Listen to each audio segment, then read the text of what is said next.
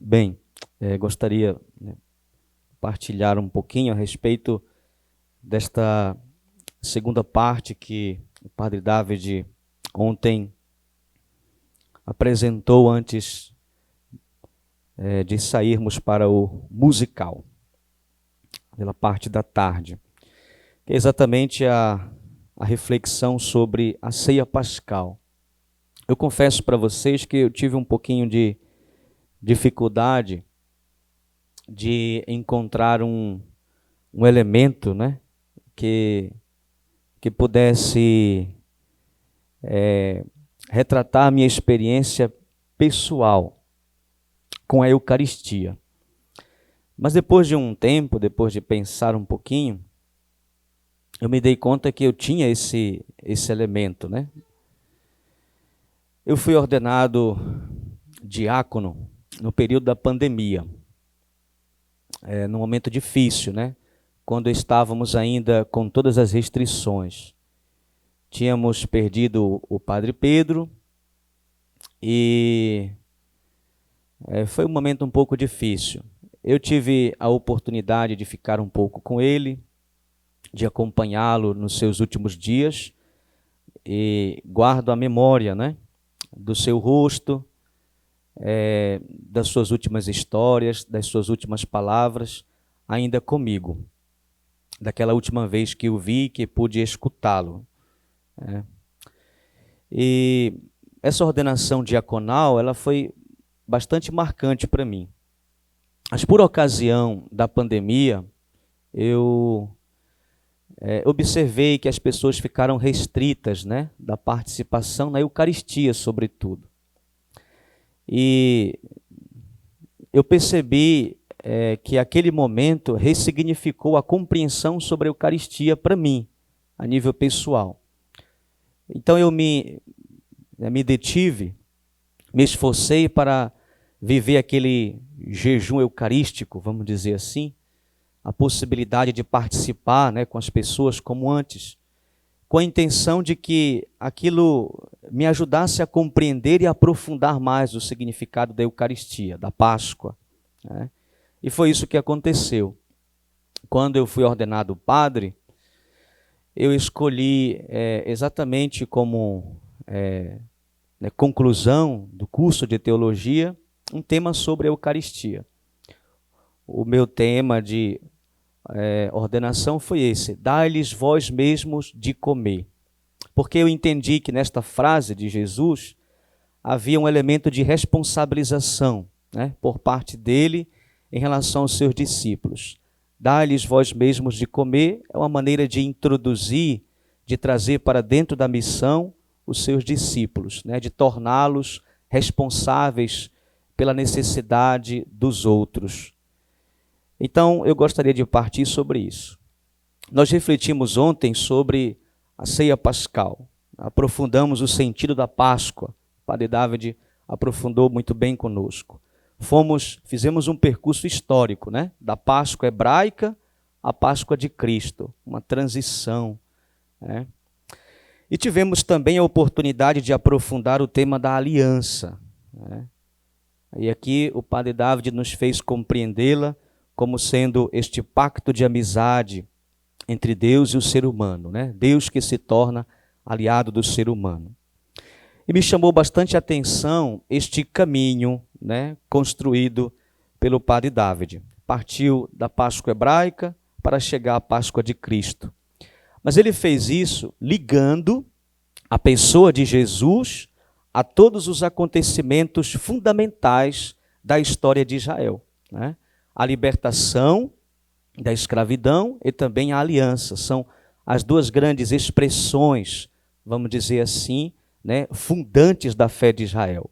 A libertação e a aliança. E Jesus, na última ceia, conforme nós ouvimos no texto de ontem, ele faz exatamente uma memória destes acontecimentos fundamentais. Ao instituir a Eucaristia, ele faz uma memória destes acontecimentos fundamentais. E não somente faz isso, mas ele se identifica com todos esses momentos da história, né? Identificando-se com a história do povo, identificando-se com a realidade, né? Me parece que a Eucaristia é isto. Me parece que a Eucaristia é o fruto maduro da ação de Deus na história humana. A Eucaristia é Deus que recolhe toda a sua ação na história humana. Tudo aquilo que Jesus tocou e tudo aquilo que ele recolheu da sua experiência com a humanidade está na Eucaristia, podemos assim dizer. Foi esta experiência que senti, durante a pandemia e também durante o tempo que escrevia esse trabalho. Então, comer a carne e o sangue de Cristo, para mim, significa alimentar-se de tudo aquilo que Jesus acreditava. Significa alimentar-se de tudo aquilo que ele ensinava, de tudo aquilo que ele vivia. E me faz perceber o quanto Eucaristia e vida têm relação. Se a Eucaristia não tem relação com a própria vida, então ela não tem sentido. Eu percebi que havia um hiato, uma separação entre a vida eucarística e o sacramento da Eucaristia. O sacramento enquanto presença real de Cristo e a vida eucarística enquanto fruto da vida sacramental. Então, Eucaristia é entrar em comunhão com Jesus e, através dele, entrar em comunhão com Deus. Eucaristia é entrar em comunhão com tudo aquilo que Jesus ensinou, com o seu ideal de vida, com o seu estilo, com a sua maneira de estar. Então, eu penso que nós damos muita ênfase, às vezes, na questão do realismo eucarístico, a presença de Jesus na Eucaristia. E, de fato, ele está presente na Eucaristia. Mas por que se concebe o realismo eucarístico sem aquilo que Jesus assimilou da vida? Esta é a minha preocupação. Nós concebemos a presença real de Jesus na Eucaristia, mas às vezes sem nos dar conta de que ele tocou a vida.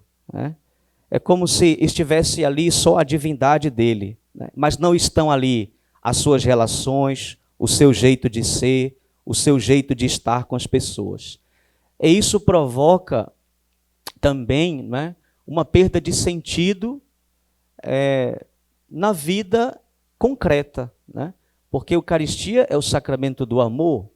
Então, se eu me alimento do amor, eu me torno amor também. Isso faz com que haja uma incompreensão da vida eucarística, da vida com os irmãos, da vida com os outros. E aí eu lembrava, o padre Dávide falava, que a Eucaristia, a Páscoa, é este esforço de Jesus de reunir os seus irmãos, para que todos pudessem compartilhar daquele momento. Então este é o grande esforço nosso ao participar da Eucaristia, para que a vida dele seja a nossa vida e a nossa vida também seja para os outros, como foi a vida de Jesus. Eu penso que isso nos ajuda a aproximar Eucaristia e vida. Vida sacramental, vida eucarística, com a nossa própria vida. O realismo da Eucaristia é justamente para que ela se torne real na nossa vida. É por isso que Jesus está presente na Eucaristia, para que ele esteja presente na nossa vida também, ao comungarmos. Muito obrigado, Padre Giovanni, pela sua partilha. E agora nós vamos escutar mais um trecho da nossa paixão. Vamos entrar mais ainda no espetáculo da cruz. Vamos dar mais um passo e continuamos sempre no mesmo lugar, naquele lugar, no andar superior, onde Jesus celebrou a última ceia. E se até agora a nossa atenção que o texto mostrou para nós, foi sobre a Eucaristia, sobre o gesto de Jesus, agora o texto muda um pouco a atenção para os discípulos. Mas o contexto é sempre o mesmo. Então, escutemos o texto no Evangelho segundo Lucas, capítulo 22, versículos de 21 até 30.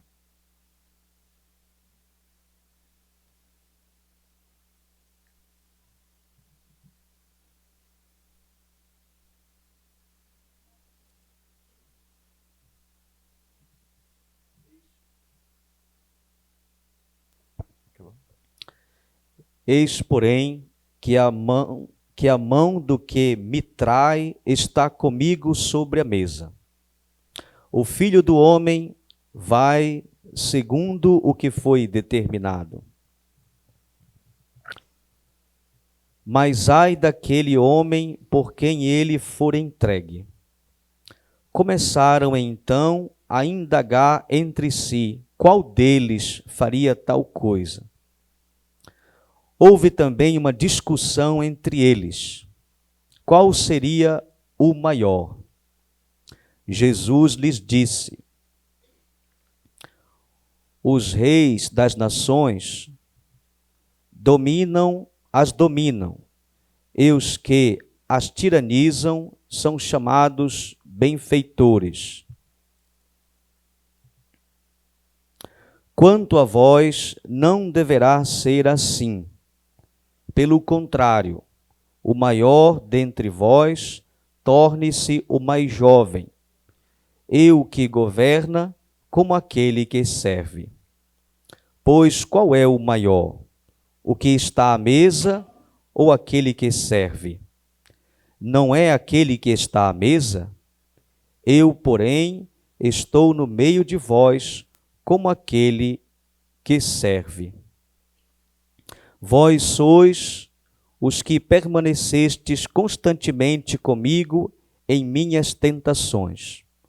Também eu disponho para vós o reino, como meu Pai dispôs para mim, a fim de que comais e bebais à minha mesa em meu reino, e vos senteis em tronos para julgar as 12 tribos de Israel.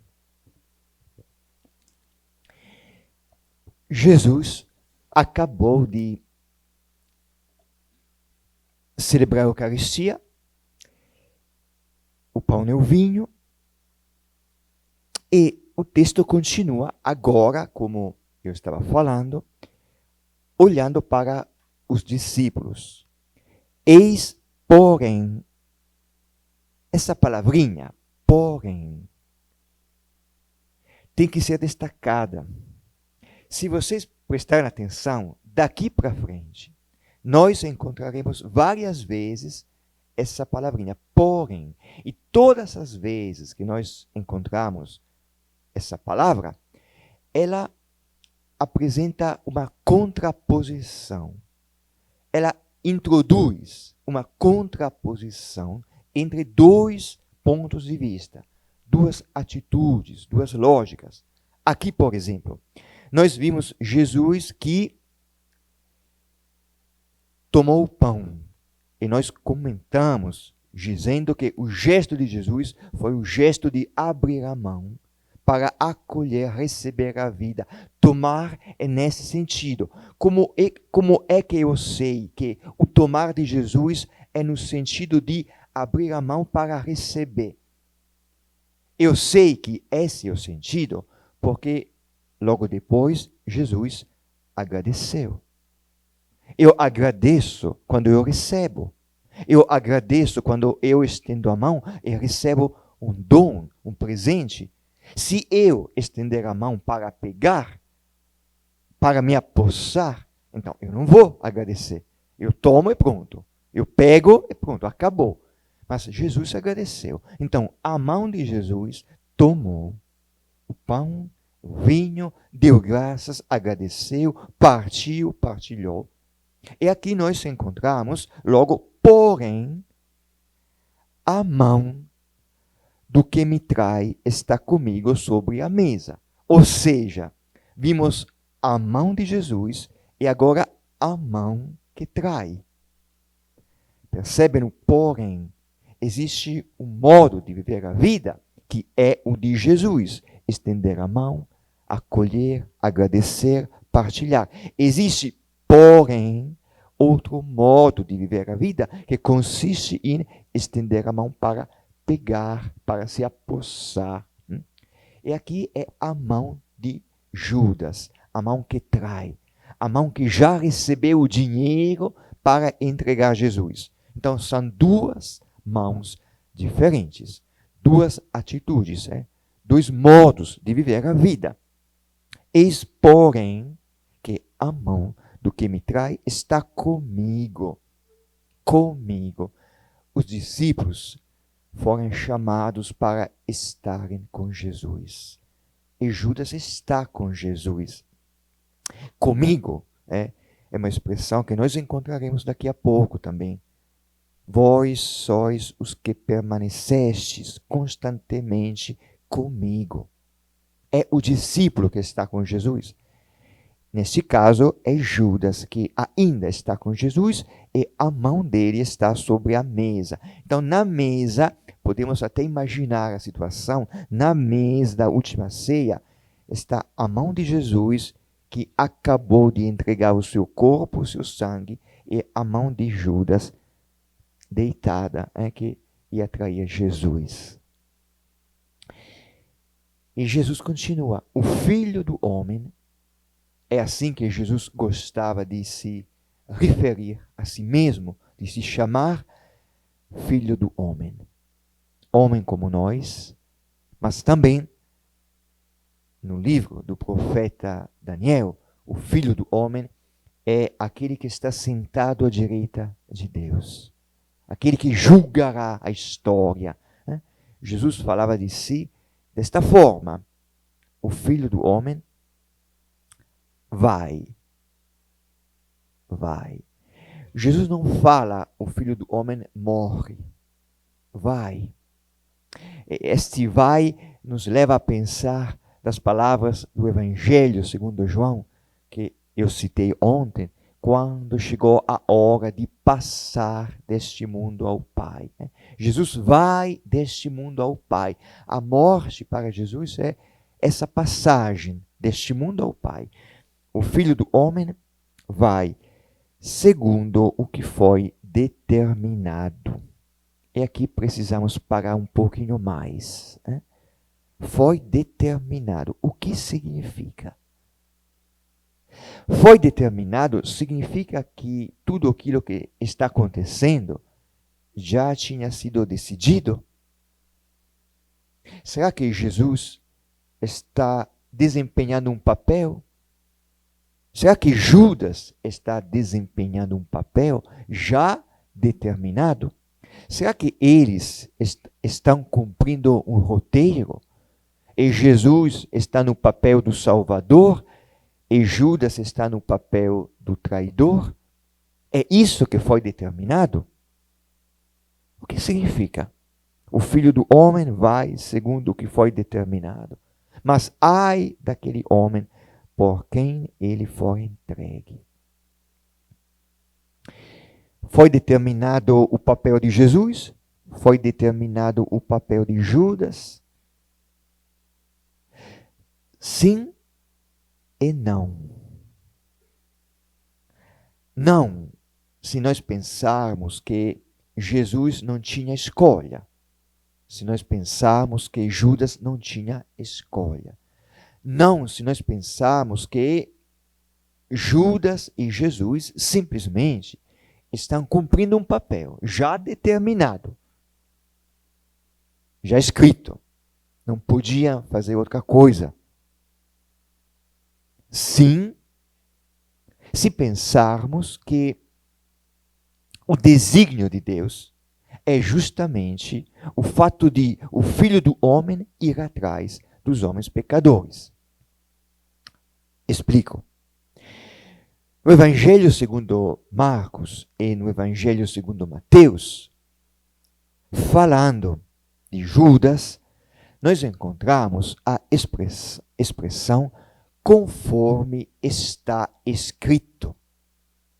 O que aconteceu é o que tinha sido determinado, mas o que tinha sido determinado é o que está escrito, o que estava escrito.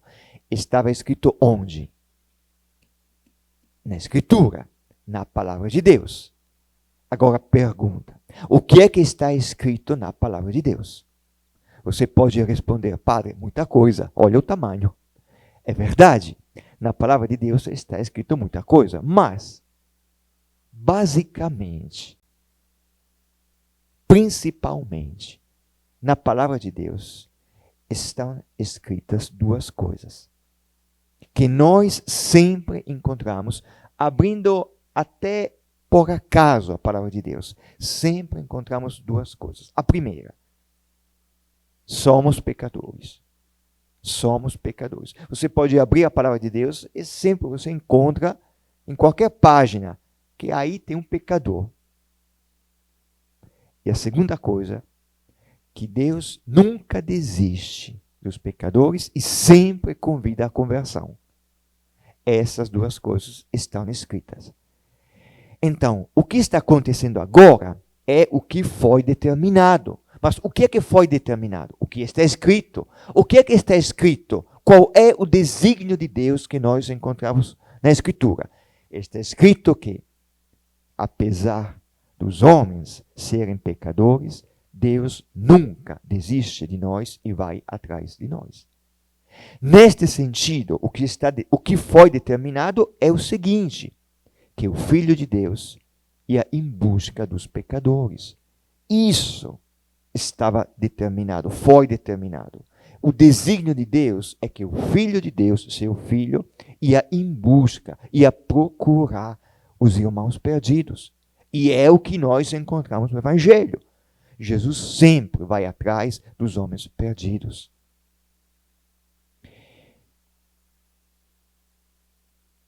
Nesse sentido, sim, o que está acontecendo tinha sido determinado. É aquela frase: ai daquele homem por quem ele for entregue, não deve ser lida como uma ameaça. Ai de Judas. Talvez pensando, coitado, coube a ele o papel do traidor. Não. Ai daquele homem que rejeitar o amor do Filho de Deus. Ai daquele homem que não aceitar o Filho de Deus que está indo em busca dele. Porque se o homem rejeitar o amor de Deus, o que será dele? Se Deus é vida, se Deus é amor, se Deus é luz, o que será do homem que rejeitar o amor, a vida, a luz? Então, esse ai daquele homem não é uma ameaça, é um alerta. Preste atenção. O desígnio de Deus é justamente o seguinte: o Filho de Deus veio em busca dos pecadores. Não rejeite esse amor.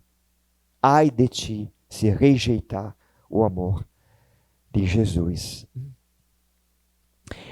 E interessante que Jesus não fala o nome de Judas. A mão do que me trai está comigo sobre a mesa. O Filho do Homem vai, segundo o que foi determinado. Ai daquele homem. Começaram então a indagar. Significa que ninguém entendeu quem é esse homem. Indagar. A palavra aqui é discutir. Começaram a discutir entre si qual deles faria tal coisa. Se todo mundo está se perguntando quem faria tal coisa, isso significa que todo mundo está desconfiando de todo mundo. Quem faria tal coisa? Ninguém. Ninguém faria tal coisa. Ou qualquer um poderia fazer tal coisa. No Evangelho segundo Marcos e Mateus, no trecho paralelo interessante, que os discípulos, depois de Jesus anunciar o traidor, os discípulos se perguntavam: acaso sou eu? Ou seja, todos perceberam que um deles poderia ser o traidor. E aqui todo mundo está desconfiando de todo mundo. Porque nós sempre temos a tentação de pensar que a culpa seja dos outros. O culpado seja outro. Na verdade, todos nós poderíamos ser os culpados, os traidores. Né? E de fato, sabemos que Pedro negará Jesus e todos o abandonarão. Esta foi a primeira discussão. O texto continua dizendo: houve também uma discussão. Agora prestem atenção, a palavra aqui não é a tradução mais correta aqui não seria discussão. O verbo no versículo 23 é começar então a indagar. Eu disse, é o verbo discutir. Começar então a discutir. E agora houve uma discussão, mas a palavra é diferente. A palavra aqui é uma briga, foi briga mesmo. Começam a brigar. Mas olha só como a tradução acaba perdendo o sentido das coisas, porque a palavra grega é philoneikia, que significa desejo de prevalecer sobre os outros. Ou seja, houve uma briga aqui porque todo mundo estava querendo prevalecer sobre os outros. E aqui eu fico, meu Deus, estamos no fim do Evangelho, né? Ou seja, no final da caminhada que Jesus ofereceu aos apóstolos. Já no final da formação dos apóstolos. Jesus acabou de instituir a Eucaristia, de dizer o meu corpo, o meu sangue, a minha vida. E eles estão brigando, querendo prevalecer sobre os outros. Como foi essa briga? Eu imagino, um deles fala, eu já consegui evangelizar lá aquele povoado. Eu já consegui expulsar 3 demônios, 3, eu 5, eu 7. Eu fiz até um milagre, eu 2. E Jesus lá ouvindo tudo isso. E Jesus, eu penso, o texto não fala, mas eu imagino, com uma paciência infinita, de novo explicando, falando aos apóstolos. Os reis das nações as dominam. Os que as tiranizam são chamados benfeitores. Há um modo de viver que consiste em dominar, tiranizar e até se achar uma pessoa do bem, benfeitores. Quanto a vós, não deverá ser assim. Então, está vendo? Existem sempre 2 modos de viver a vida, 2 mãos. Há mãos que abre, que recebe, que acolhe, que doa, que partilha. A mão que domina, que pega, que se apossa, que esmaga, que tiraniza. Quanto a vós, não deverá ser assim.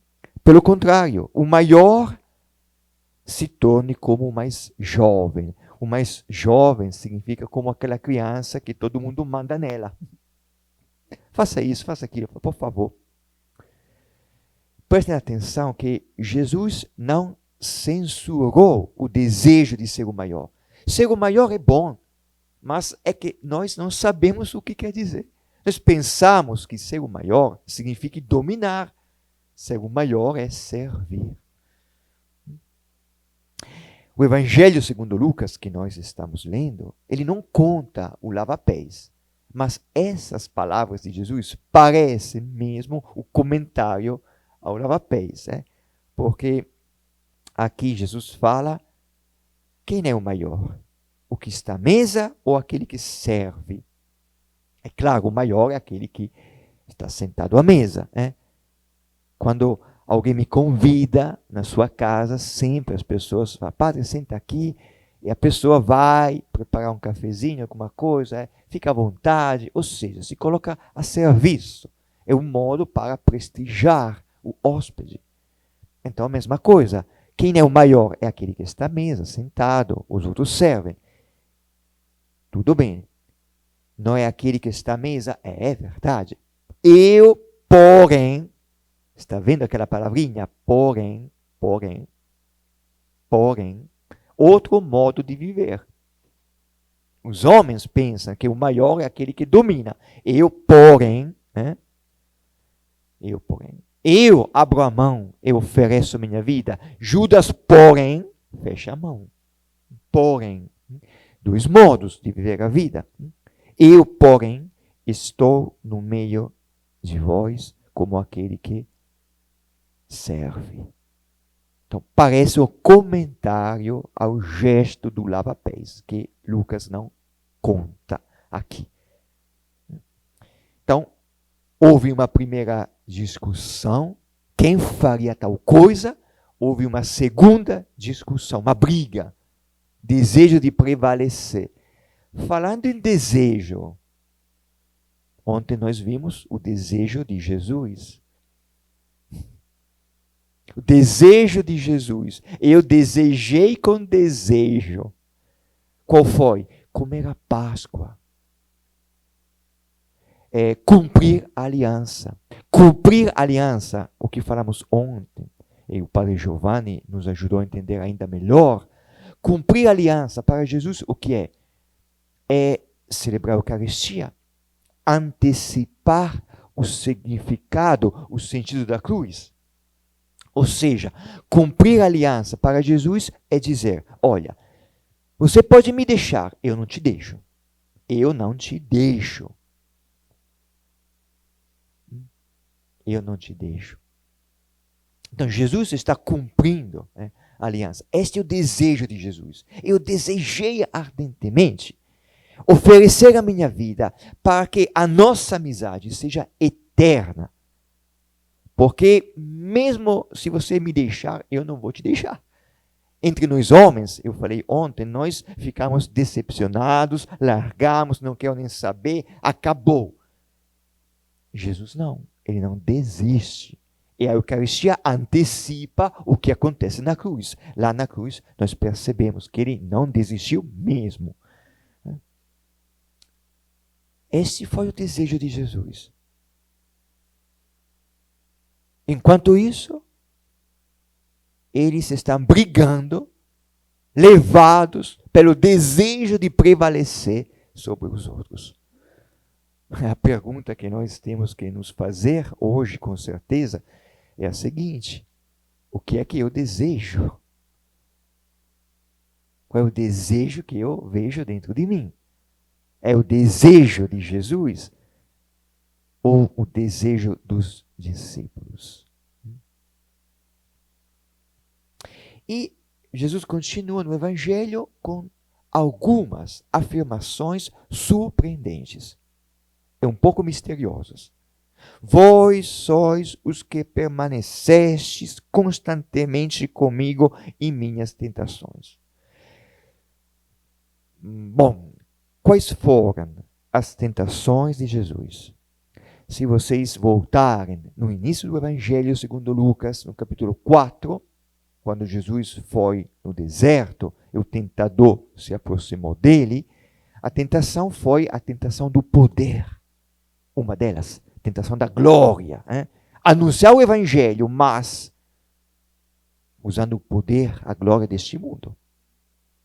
Bom, essa foi a tentação de Jesus. Será que os discípulos já venceram essa tentação? Mas, meu Deus, eles acabaram de brigar para se achar, para prevalecer. E por que eles estavam brigando? Justamente prevalecendo sobre os outros para conseguir a glória deste mundo, o poder deste mundo. Eles não venceram ainda essas tentações. Inclusive sabemos que daqui a pouco eles abandonarão Jesus. Mas mesmo assim, eu acho lindo isso. Jesus fala: vós sois os que permanecestes constantemente comigo nas minhas tentações. Ou seja, parece que Jesus, mesmo conhecendo os seus discípulos, mesmo conhecendo as suas falhas, mesmo conhecendo os seus pecados, erros, Jesus não fica se fixando sobre isso. Não fica, não sei se a expressão é correta, é matando na unha. Né? Jesus procura o bem.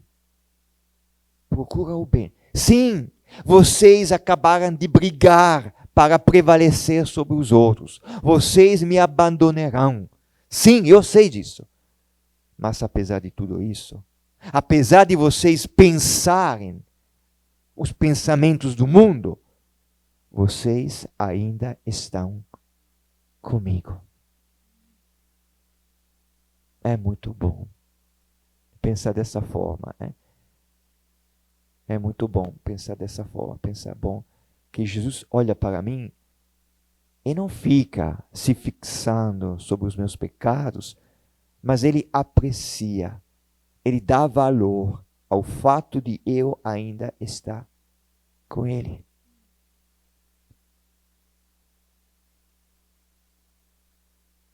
Isso é muito bom, porque a gente, quando a gente falha, quando a gente erra, a gente fraqueja, a gente acaba se sentindo sempre incomodado. Você pode até pedir perdão no sacramento, mas se você fracassou, falhou, errou, pecou feio, fica sempre aquela lembrança que incomoda. E você não consegue se desprender disso. Jesus não. Jesus aprecia que você ainda esteja com Ele. Isso é muito bom. E continua com mais uma afirmação surpreendente. Eu disponho para vós o reino, como meu Pai o dispôs para mim. Vós senteis em trono para julgar as 12 tribos de Israel. Fiquei pensando, será que eles merecem mesmo sentar nos tronos, julgar as tribos? Será que eles merecem receber o reino? Mas assim que eu me perguntei dessa forma, caiu a ficha. Eu percebi que a pergunta é totalmente errada, porque o reino não é algo que nós merecemos. Claro que eles não merecem. Eles não merecem o reino. Eles não merecem ser juízes porque eles são perfeitos e nunca falharam. Mas o reino é o que nós recebemos quando nós acreditamos que o amor dele é maior do que o meu pecado. É aí que as portas se abrem. É como naquela parábola que nós conhecemos muito bem dos 2 irmãos. A partir do momento que o irmão mais novo, que fez um monte de besteiras, voltou para casa, as portas se abriram. Ao passo que o irmão mais velho, que merecia, ele não conseguiu entrar. Ficou fora. Eu não vou entrar. Se o meu irmão entrar na casa, eu não vou entrar, vou ficar de fora. Que era a parábola dos dois, do pai misericordioso, do filho pródigo. O reino se abre a partir do momento que você experimenta e acredita na misericórdia de Deus. E ele se fecha a partir do momento que você pensa em merecê-lo. Porque ninguém merece o amor de Deus. Quem merece que ele morra na cruz? Então, Jesus prometeu o reino. Então, esse é o nosso texto. Eu retomei alguns detalhes. Como reflexão, eu destaquei 2 pontos agora. O primeiro, justamente, é sobre o que há no coração dos discípulos. Sobre esse desejo de prevalecer. Eu me perguntei, de onde vem esse desejo? Por que as pessoas? Porque nós, talvez, às vezes, não sempre, mas de vez em quando, acho que sim, porque sentimos esse desejo de prevalecer. De onde ele vem? Às vezes, esse desejo é uma expressão de um sentimento de inferioridade. Quando a gente não se sente amado, eu já vi isso em muitas crianças. A gente procura fazer alguma coisa para despertar o interesse, para mostrar que tem valor, para conseguir alguma coisa, prevalecer. E às vezes as pessoas que sentem que não têm valor, não conseguem, não se sentem amadas, acabam se apegando a uma pessoa mais poderosa, mais famosa para se achar. Então eu fico pensando, será que atrás do desejo de prevalecer, será que atrás desse desejo há um sentimento de inferioridade? O fato de não se sentir amado, então procurar prevalecer para mostrar aos outros que você também vale alguma coisa, que você também presta. Talvez seja uma explicação psicológica. Mas existe uma explicação teológica também.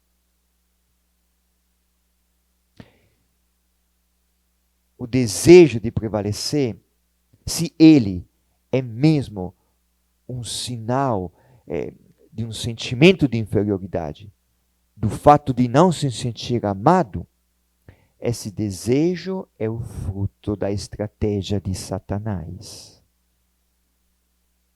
que tenta tirar a fé em Deus, tenta fazer com que você não acredite em Deus, tenta fazer com que você não se sinta amado por Deus.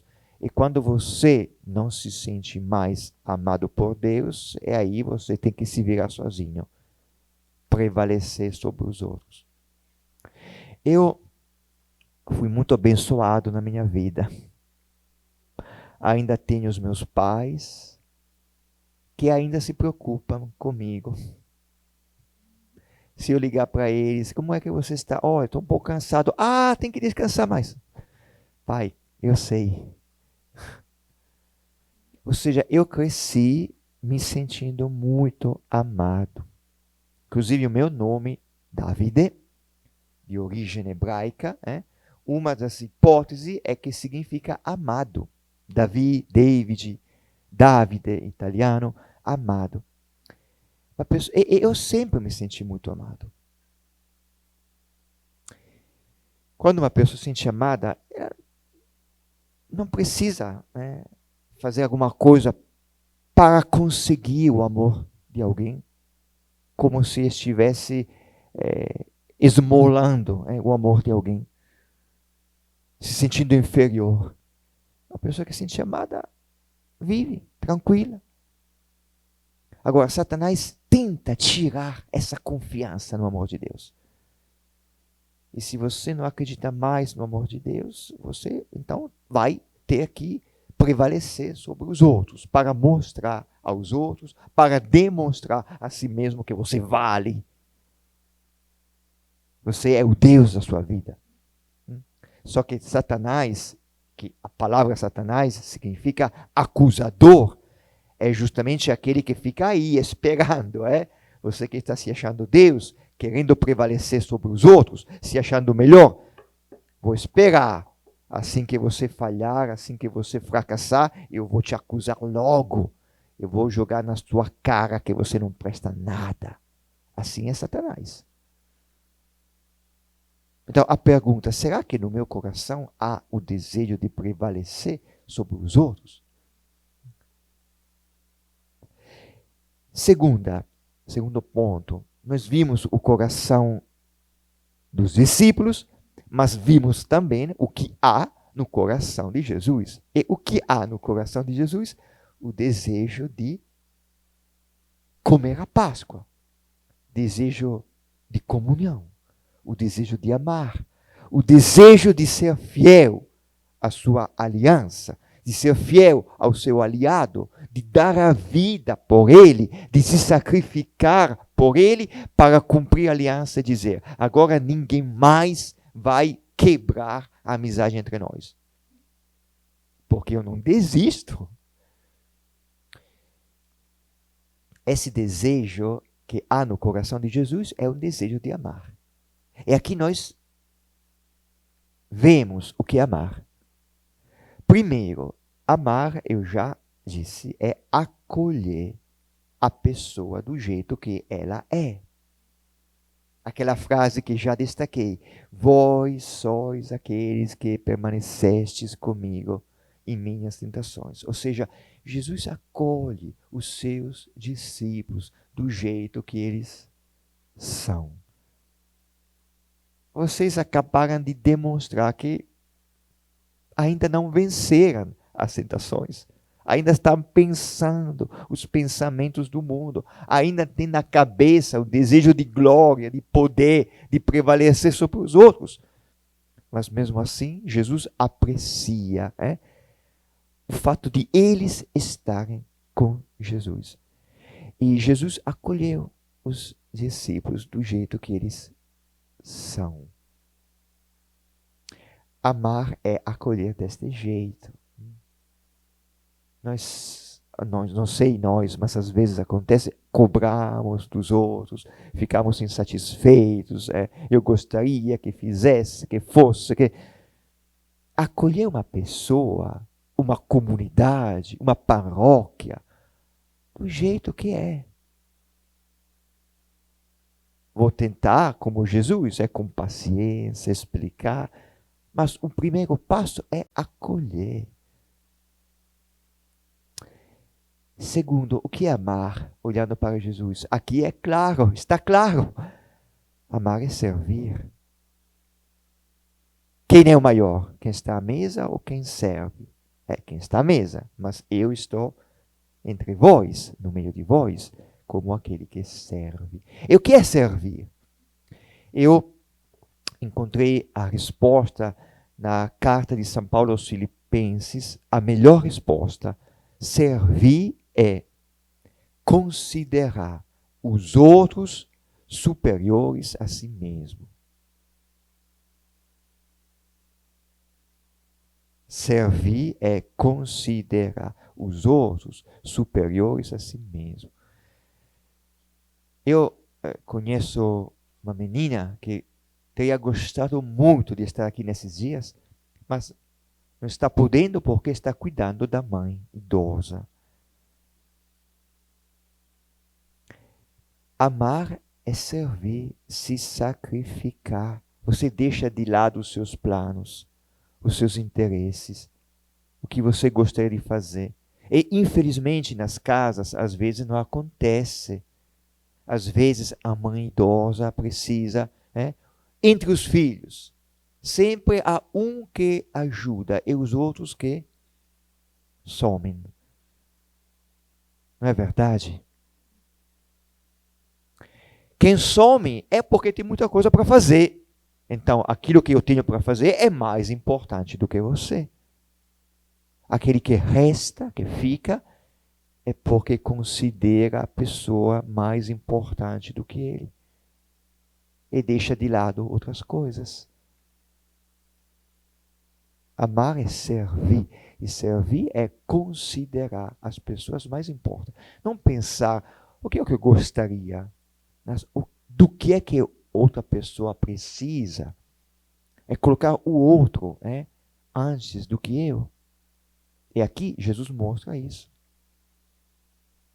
Mais uma coisa, a última, interessante também, que os dois desejos, o desejo de Jesus, o desejo dos discípulos, vêm à tona juntos.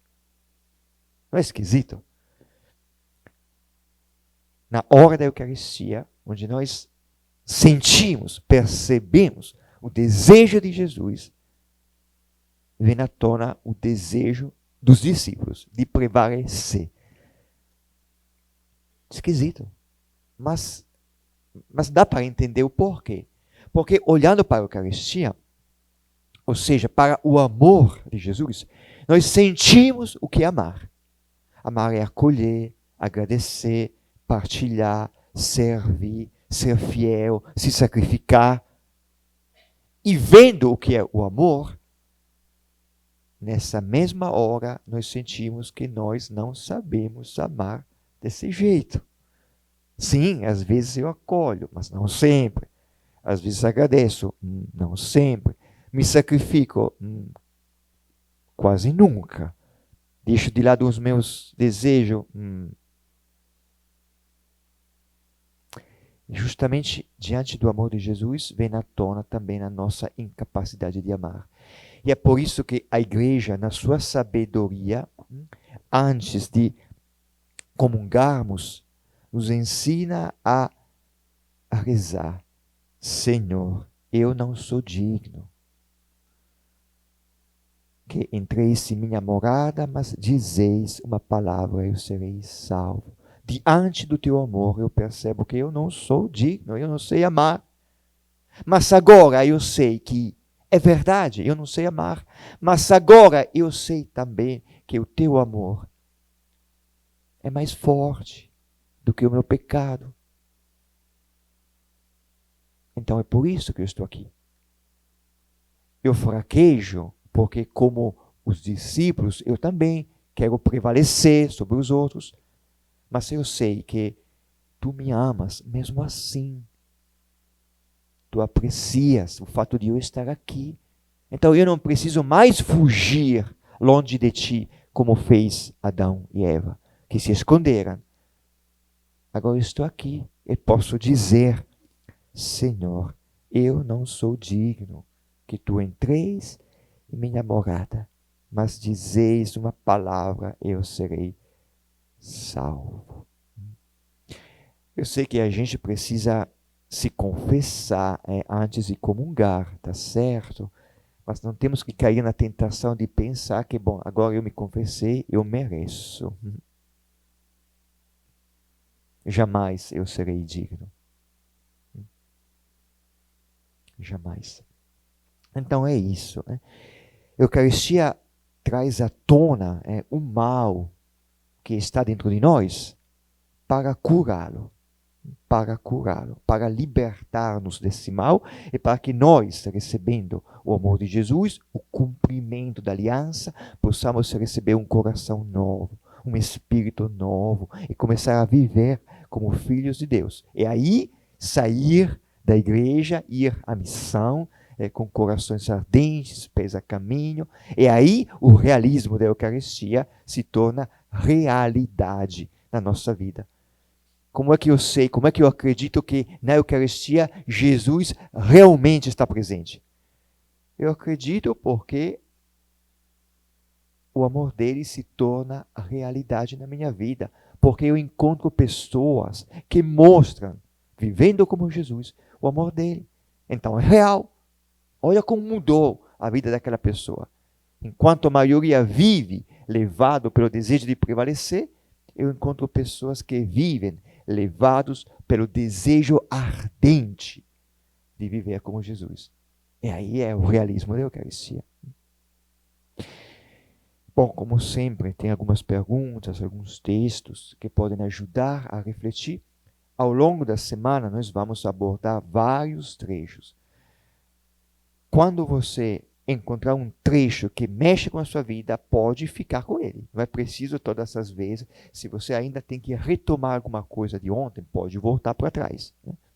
Se você quiser refletir sobre esse trecho de hoje, tudo bem. Mas sempre o mais importante é estar sobre o texto, ler a palavra e deixar que ela fale. É isso. Peçamos que Nossa Senhora nos ajude a guardar no coração a palavra de Deus. Ave Maria, cheia